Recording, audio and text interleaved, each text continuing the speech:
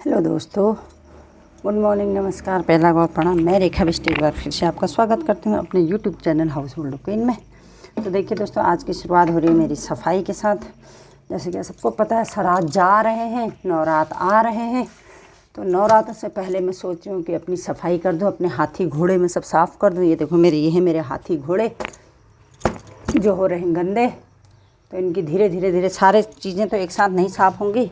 तो किसी दिन एक अलमारी, किसी दिन दूसरी अलमारी, और किसी दिन पर्दे धोएंगे, वो धोएंगे। तो मेरे काम भी, मेरे को लग रहा है, फिर आसान हो जाएंगे। अगर मैं सारा काम एक ही दिन करूँगी तो शायद वो नहीं हो पाएगा। वही इसीलिए जो है मैं धीरे करके इनको साफ़ कर देती हूँ। ये सारे भी शील्ड जितने हैं ये मेरे स्वामी जी के हैं। ये दिख रहे होंगे, ये खेल महाकुंभ राष्ट्रीय मेजर, ये तो धीरू का है मेरे को लग रहा है। नहीं, ये भी उन्हीं का है, भैंसिया छाना। ये सब जो है हमारे स्वामी जी के हैं। ये है हमारे धीरू का। जब धीरू गुरुकुल में पढ़ता था वहाँ से गया था, ये कुछ प्रोग्राम था इनका यहाँ हल्द्वानी में। तो ये है धीरू का शील्ड, और ये है धीरू के पापा के। ये सब सारे धीरू के पापा के शील्ड हैं हमारे। तो देखिए ऐसी है मेरी सफाई। पहले इनको साफ़ कर लेते हैं। आफत ही है कोई भी चीज़ घर में बनाना, उसके बाद सफाई करनी पड़ती है ना, फिर बड़ा ही बुरा हाल होता है सारी चीज़ों का सफाई करने के बाद। ये देखो तो दोस्तों, पता नहीं दिखाई दे रहा नहीं दिखाई दे रहा है इतनी दूर से। ये जो ग्रीटिंग कार्ड है, ये दिव्यांशु ने बहुत पहले हमारी एनिवर्सरी पे बना के दिया था। किस सन का है ये? 19 का है मेरे को लग रहा है, पता नहीं कब का है, बहुत पुराना है मतलब। ये इतना प्यारा ग्रीटिंग बनाया था मेरे बेटे ने। और ये वाली जो फ़ोटो है ना, ये वाली जो फ़ोटो है, दिख रही है कि नहीं दिख रही है पता नहीं। ये फ़ोटो हम जब शादी करके मैं लखनऊ गई थी, वहाँ हमने भूल भुलैया में खिंचाई थी। ये देखो, ये चमक रहा है, लेकिन बहुत सुंदर, कितना सुंदर ग्रीटिंग बनाया मेरे दिव्यांशु ने। देखो, जब दिव्यांशु छोटा था तो ऐसी चीज़ों को बहुत उसको शौक़ थी, बहुत सारी चीज़ें बनाया करता था। और हमेशा बर्थडे पे, एनिवर्सरी पे ऐसे ही ग्रीटिंग कार्ड बनाया करता था। वही हुआ ना, बामण चल जस जस बड़ उशु सपड़, खस्से चल जस जस बड़ उशु सड़, कहते हैं ना, वो किस्सा सही है। मेरे को तो पक्का लगता है, क्योंकि जब तक ये बच्चे थे इन पे बहुत टैलेंट था। अब जस जस बड़ उशु सड़ खस्सा चल, तो वही बिल्कुल कहावत सिद्ध होती हुई मुझे नज़र आ रही है अपने बच्चों को देख के।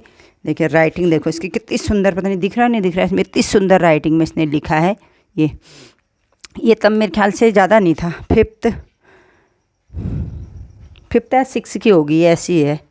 तब की ये कलाकारी है। और आज की कलाकारी मेरे बेटे की देखोगे तो आप जीरो आपको नज़र आती हुई दिखाई पड़ेगी। क्या करें, बहुत सुंदर बनाया था ये। और धीरू भी बनाया करता था, दिव्यांशु भी बनाया करता, लेकिन दिव्यांशु के अंदर ये चीज़ ज़्यादा थी तब, पर अब नहीं। हाँ, और ये वाला ग्रीटिंग कार्ड है उसका, चंडीगढ़ यूनिवर्सिटी का। उन लोगों ने कुछ डांस प्रोग्राम किया था। ये देखिए, डांस प्रोग्राम किया था। तो ये इसके हाथ उसकी पार्टनर थी, जिनको उससे सीनियर थी, जो दीदी कहता था। क्या नाम है इनका? कुछ नाम पता नहीं क्या है। तो ये मेरे ख्याल से उन्होंने ही दिव्यांशु को, ये जो भी इसमें लिखा है, ये जो भी लिखा है उन्होंने लिख करके दिया है दिव्यांशु को। ये देखिए, बेस्ट विशेष दिव्यांशु को दी हुई हैं। ये दिव्यांशु ने, बेचारे को टाइम ही नहीं मिला, वरना चंडीगढ़ में इसने बहुत सारी एक्टिविटीज़ वगैरह कर रहा था। ये हो सकता है कोरोना नहीं आता तो कुछ निखार आता बच्चे पे, लेकिन कोरोना ने सब तहस नहस कर दिया।